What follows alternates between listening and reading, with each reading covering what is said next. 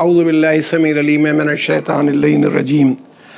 بسم اللہ الرحمن الرحیم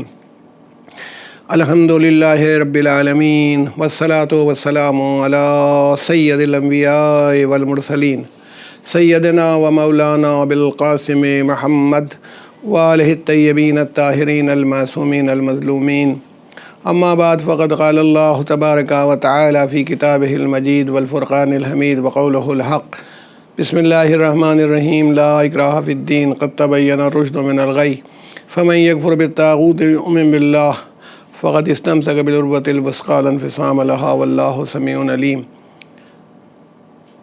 تمام سامعین و ناظرین کو میرا سلام پہنچے، اور آپ سب کا میں انتہائی شکر گزار ہوں کہ آپ اس سلسلے میں جو ہم لوگ the role of men and women of Karbala کے عنوان سے کر رہے ہیں کہ کربلا کے شہیدوں اور کربلا کے اسیروں کا کیا کردار تھا اور کیا عظمت تھی ان کے کردار کی، جس کا جائزہ لیا جا رہا ہے۔ اس میں آپ ہمارے اور ہماری ون چینل کی ٹیم کے ساتھ شریک ہیں، ہم سب آپ کے شکر گزار ہیں۔ اللہ تعالیٰ ہماری اس کاوش کو قبول فرمائے اور آپ کو بھی اس میں ثواب تازہ ہمیشہ ملتا رہے۔ تو عرض یہ کرنا ہے کہ امام حسین علیہ الصلوۃ والسلام نے جو ایک ایسا نظام بنایا تھا، ایک لڑائی جس میں حق کے لیے تھی، جس میں دین کو اسٹیبلش کرنا تھا، جس میں انسانیت کی خدمت تھی، جس میں وہ ویلوز تھیں۔ کبھی آپ کربلا میں دیکھیں تو آپ کو توکل اللہ پر کرنے کا وہ بھی سبق ملے گا کہ اللہ پر کیسے آدمی بھروسہ کرتا ہے۔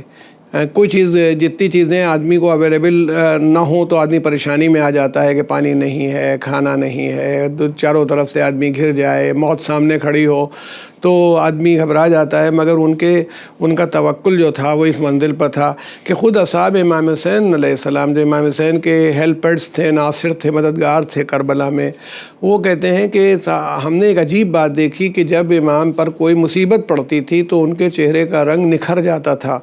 کھلتا چلا جاتا تھا آپ کا چہرہ مبارک۔ تو یہ اللہ کے اوپر بھروسہ کرنے کا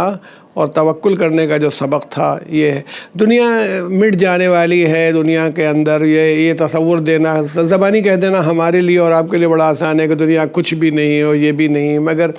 امام عالی مقام کے سامنے یہ بات موجود تھی کہ اگر آپ چاہتے تو دنیا خود اگر کہ آپ کے پیروں پر سجدہ کر دیتی۔ یزید کی خالی آپ کہہ دیتے بیعت کرنے کے لیے اور اس کے بعد جو چاہتے ہو جاتا،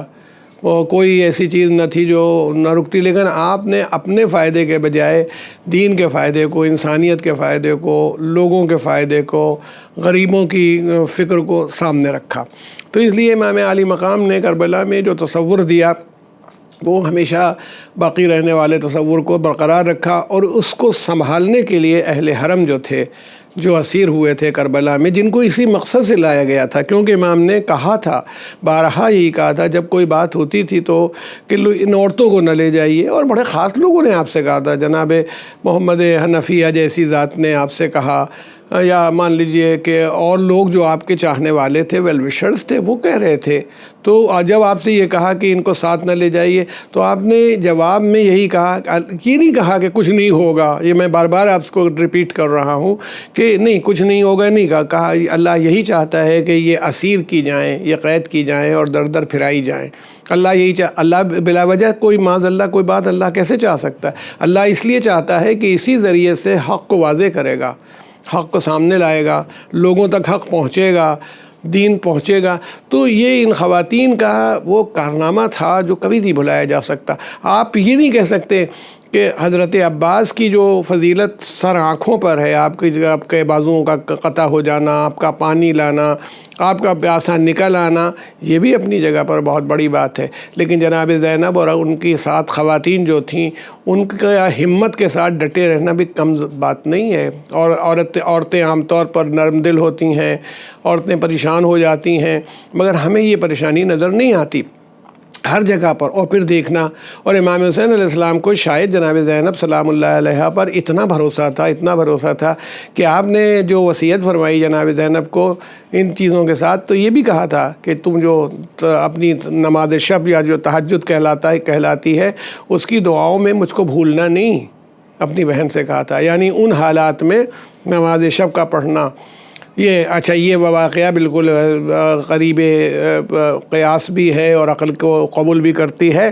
کہ جو کھانا پانی آتا تھا راستے میں وہ لوگ دیتے تھے، ان سے کیا امید کی جاتی تھی. تو یہ اتنا کہ ایک مرتبہ امام زین العابدین نے یہ دیکھا کہ امام جناب زینب سلام اللہ علیہا کھڑی ہو کے نماز نہیں پڑھ رہی، بیٹھ کے نماز پڑھ رہی ہیں.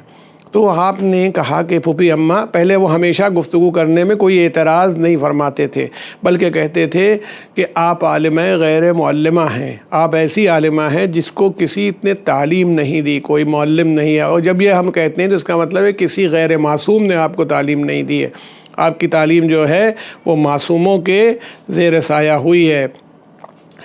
آپ بیٹھ کے کیوں نماز پڑھ رہی ہیں؟ یعنی میرا اعتراض یہ نہیں ہے، امام فرما رہے ہیں کہ آپ نماز بیٹھ کے پڑھ رہی ہیں، بلکہ میرے اعتراض کی میری جاننا یہ چاہتا ہوں کہ وجہ کیا ہے. تو جناب زینب سلام اللہ علیہا نے فرمایا کہ بیٹا سید سجاد، جو کھانا یا جو پانی آتا ہے یہ ہم کو ملتا ہے، دشمنوں سے ہمیں ملتا ہے، وہ اتنا کم ہوتا ہے کہ بچوں کے لیے اور دوسروں کے لیے ناکافی ہے. تو میں نہیں کھاتی، کبھی کبھی بہت تھوڑا سا کھاتی ہوں، کبھی نہیں کھاتی ہوں. تو اب جس میں اتنی طاقت و توانائی نہیں رہ گئی ہے کہ کھڑے ہو کے نماز پڑھ سکوں. تو یعنی یہ میں سمجھتا ہوں کہ وہ آپ جناب عباسی کی بہن ہیں، کہ تو جیسے وہ پانی فرات سے بغیر پانی پیے ہوئے نکل آئے تھے، ویسے ہی انہیں اپنی فکر نہیں ہے بلکہ اپنا کھانا دوسروں کے اوپر آپ نے قربان کر دیا. لیکن آپ جب مقابلے میدان میں آئیں تو آپ نے کوئی کمزوری نہیں دکھائی. جب یزید کے دربار میں تشریف لائی ہیں، اور یزید کے دربار میں فطری بات ہے کہ جس کا مقصد ہی امام حسین کو قتل کرنا رہا ہو، جو بیعت طلب کر رہا تھا، اچھا اس کے دماغ میں تصور آج کی دنیا میں بھی یہی ہے، میکسم ہے. میں تو لاء کا ایک طالب علم ہوں، تو اس میں یہ ہے the king can do no wrong. بادشاہ سے تو کوئی غلطی ہوتی ہی نہیں ہے. اگر بادشاہ سے کوئی غلطی ہو، انگلینڈ کا لاء ہے، اگر مان لے چاہیے کوئین اپنی گاڑی سے کسی کو کچل دیں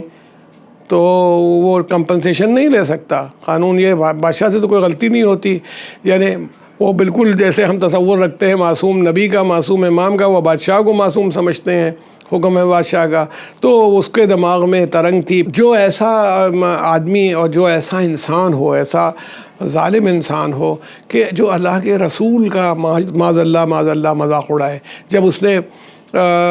مشہور ہے کہ وہ اپنی بالکنی کے اوپر کھڑا ہوا تھا اور یہ سب قافلہ آنے لگا تو کچھ کوے اڑ رہے تھے جو بدشگونی شاید سمجھے جاتے ہوں، یا اس زمانے کے حساب سے وہ اپنا ان لوگوں میں دنیا والوں کے حساب سے. تو اس نے کوے سے کہا جو چاہے کرو، جتنا چاہے اڑو تم، میں نے تو بنی ہاشم سے اپنا بدلہ لے لیا. پھر کبھی کہتا تھا کہ اس نے کہا کہ نہ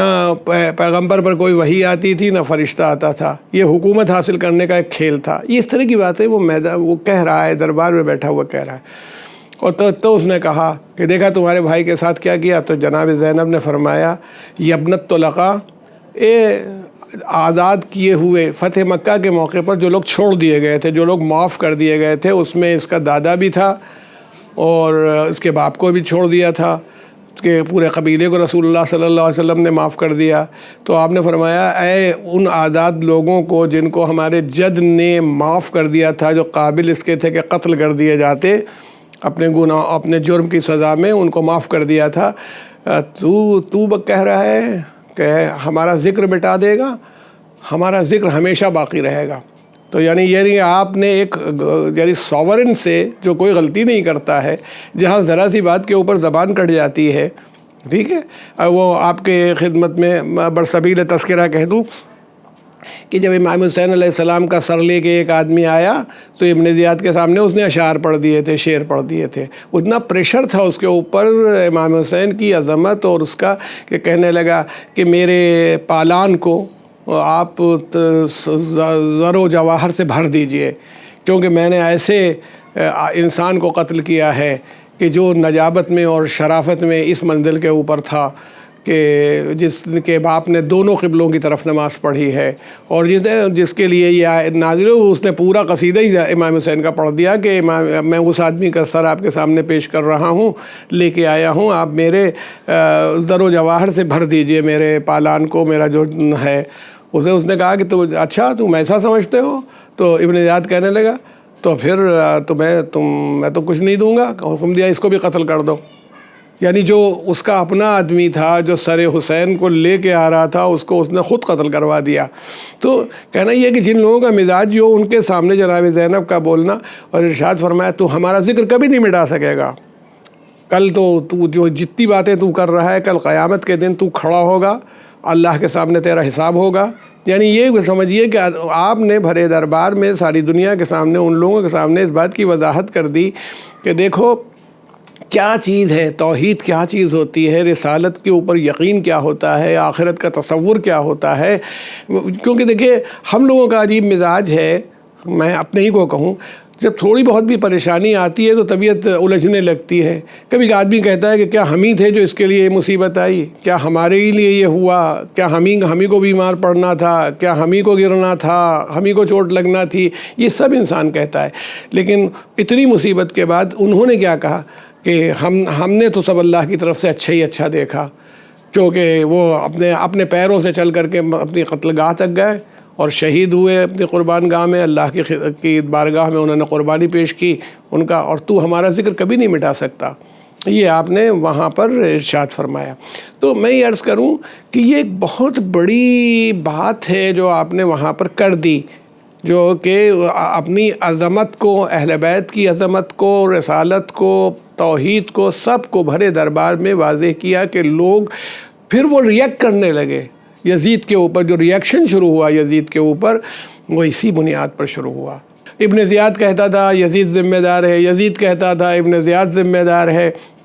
اگر یہ اہل حرم نہ ہوتے تو کوئی بات ہی نہیں ہوتی، کوئی قتل ہو گیا، دفن ہو گیا، کام ختم ہو گیا۔ مگر ان کے ہونے سے یہ صورتحال پیدا ہوئی کہ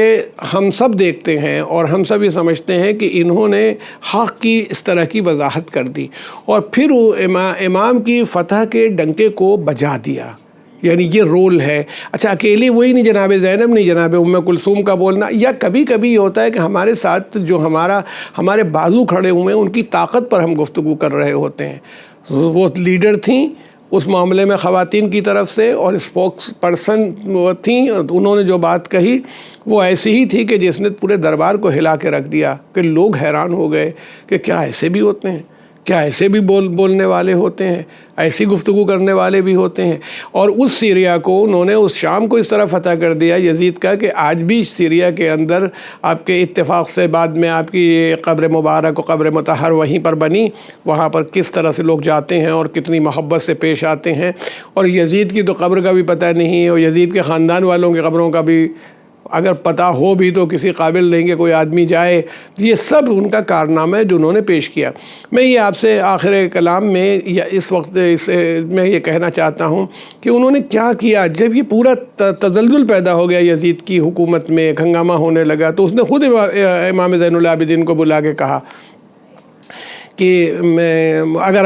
اگر آپ کے والد سے میری بات ہو جاتی تو یہ صورت نہ ہوتی، خدا برا کرے ابن زیاد کا، اور یہ کرے وہ کرے، سب ہے۔ اب آپ بتائیے آپ کہاں جائیں گے، مدینے واپس جائیں گے یا کربلا واپس جائیں گے؟ تو اس وقت بھی آپ نے اپنی پھوپھی سے پوچھ کر کے یہ فیصلہ یزید کو بتایا۔ یعنی یہ کہ ہمارے ساتھ یہ شریکت الحسین ہے، امام حسین کو ایک طریقہ سے ریپرزینٹ کر رہی ہیں، ان سے پوچھا۔ اس کے بعد آپ کی جناب زینبی کی تحریک کے اوپر یزید کا نے گھر خالی کرایا ہو یا اس کے محل میں کوئی حصہ رہا ہو، اس میں امام حسین علیہ السلام کی آپ نے مجلس برپا کروائی، اور اس مجلس میں اشراف دمشق جو تھے، شام عورتیں جو تھیں وہ سب آئیں، ان کے سامنے واقعات کربلا کو بیان کیا۔ یہ سب یزید کی ذلت کا سبب اس کو خود سننا پڑا۔ اگر آپ ایسی فاتح نہ ہوتی تو بھلا مجال تھی کہ کوئی گورنمنٹ کے خلاف بول دے، کسی حکومت کے خلاف بول پانا کوئی آسان بات نہیں ہوتی ہے، مگر آپ نے وہاں پر واقعات کربلا کو سب کے سامنے رکھا تاکہ یہ مشتہر ہو اور تک جائے۔ اور اس کے بعد ان اہل حرم نے کمال یہ کیا کہ انہوں نے کئی دن اس سلسلے کو جاری رکھا، اور بعد میں جب روانہ ہونے لگے وہاں سے تو بازار میں دمشق کے جو بڑا بازار تھا اس کے اندر رک کر کے امام زین العابدین نے پوری تقریر فرمائی۔ تو اس کا مطلب یہ ہے کہ دیکھیے جیتنے والے کی کنڈیشنز مانی جاتی ہیں، ہارنے والے کی نہیں مانی جاتی۔ حسینی مشن کی یہ مرد اور یہ عورت ایسے جیتنے والے تھے کہ ان کی کنڈیشن کو تسلیم کرنے کے لیے وہ مجبور ہوئے کہ یہ جو کہیں، جو آپ نے تقریر میں وضاحت فرمائی ہے کہ ہم کون ہیں، ہمارا مرتبہ کیا ہے، ہماری حیثیت کیا ہے، ہمارے بابا کون تھے، ان کی شہادت کا مقصد کیا ہے، یہ سب آپ ان کی کیپٹل کے اندر اسٹیبلش کر کے یہ لوگ واپس آئے تھے، جس کے ہم کو اثرات آج بھی نظر آتے ہیں۔ والسلام علیکم ورحمۃ اللہ وبرکاتہ۔